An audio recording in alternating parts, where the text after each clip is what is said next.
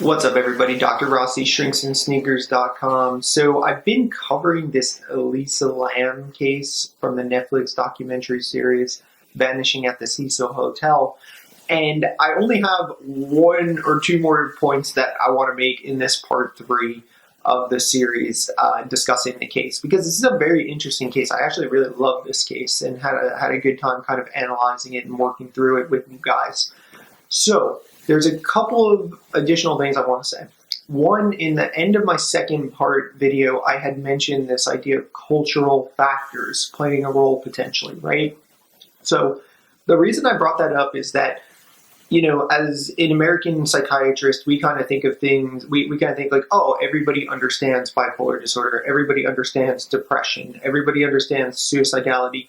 But the reality is a lot of cultures around the world think about mental illness in different ways, and they also have very different explanations for what might actually be causing the symptoms.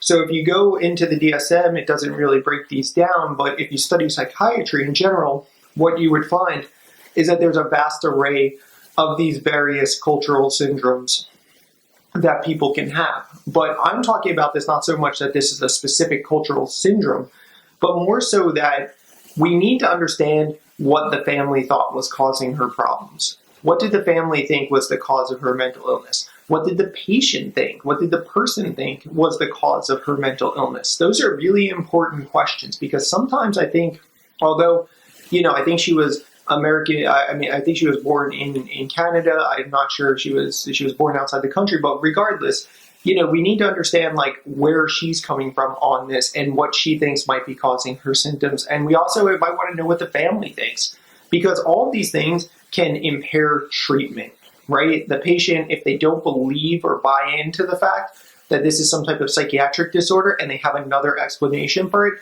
they're less likely to take medication. They're less likely to be compliant with psychotherapy or psychopharmacology recommendations from the psychiatrist or therapist, right? So this is a huge problem and something that definitely should have been addressed in this case, and very well might have been.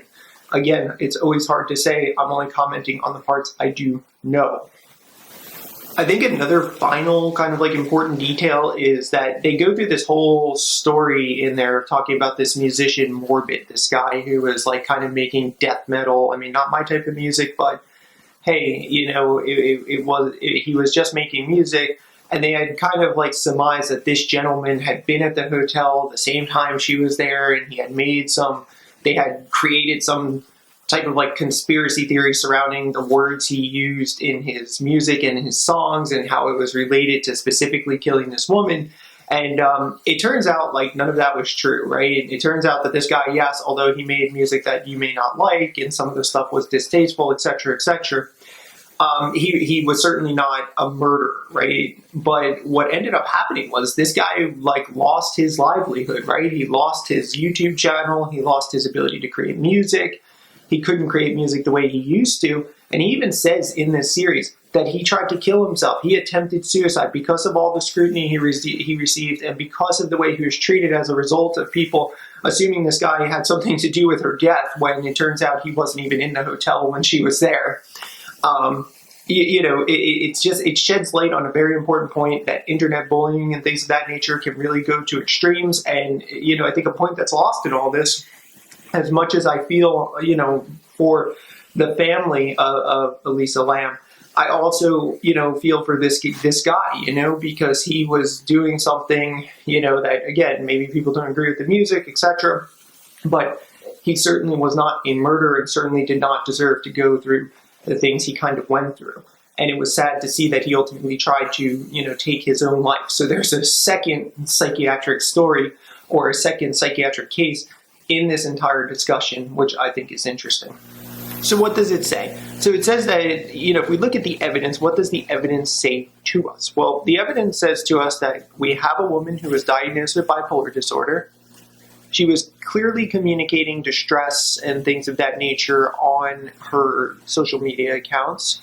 She was kind of lost, trying to figure out who she was, wanted to travel, wanted to be out on her own, but the whole time never really had full control over this bipolar disorder, right? She never got the full treatment. She didn't seem to be in 100% remission, what we would consider remission, absence of symptoms.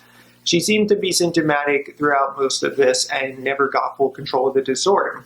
And we find out in this series that her sister says, yeah, in her worst states, when she's decompensating, she does have these feelings of paranoia. She does have sometimes these symptoms of psychosis. So again, the horses aspect of this is that the likely scenario is she's off of her medication, never had full control of her symptoms. She's in a place where she doesn't have her social support and family support in place, and she's in a foreign location. Now she's trying to navigate this distress on her own. And we know in the past, like the sister had said, well, she's been in the hospital. She's had these type of paranoid delusions that have resulted in problems. She was unable to handle all of these things and did not get the proper treatment or any treatment or help while she was there. And like they said, part of the tragedy in this case is that people did not recognize what she was going through, and maybe she wasn't able to communicate her distress effectively to authorities or people who could help her in this case. So I think that's where you see some of the issues facing us. But overall, very interesting story, very interesting case. If you guys have any comments or questions, I'm happy to answer them. I'll do the best I can. If there's other videos, documentaries, TV, movies that people are interested in hearing, my perspective on, if they have a psych theme, I'm happy to talk about them. So I'll see you.